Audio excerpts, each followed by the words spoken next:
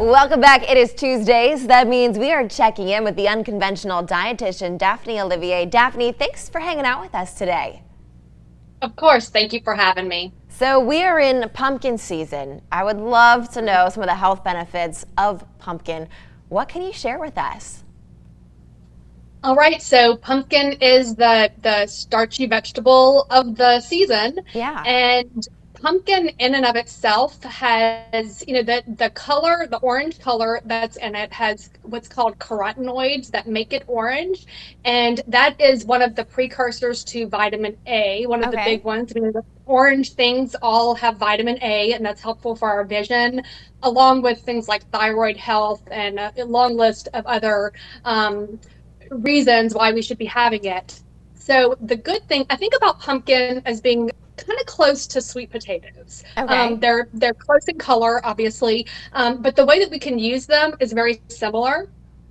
Pumpkin in and of itself is not super sweet, but it is a little bit starchy. Mm-hmm. The challenge with that, same thing with sweet potatoes, is that we usually like to sweeten them up. So we want to add Yeah. some sugar to it, or we want to add some maple syrup to it, and all the spices, the Yeah. nutmeg and cinnamon and those kinds of things. And so that's where it can kind of start to go sideways a little bit.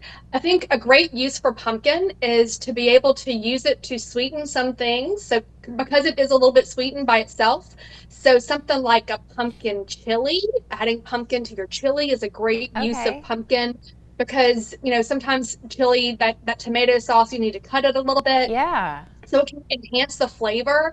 Same thing with like a spaghetti sauce. It can be really good Really? to enhance that flavor of that tomatoey type thing.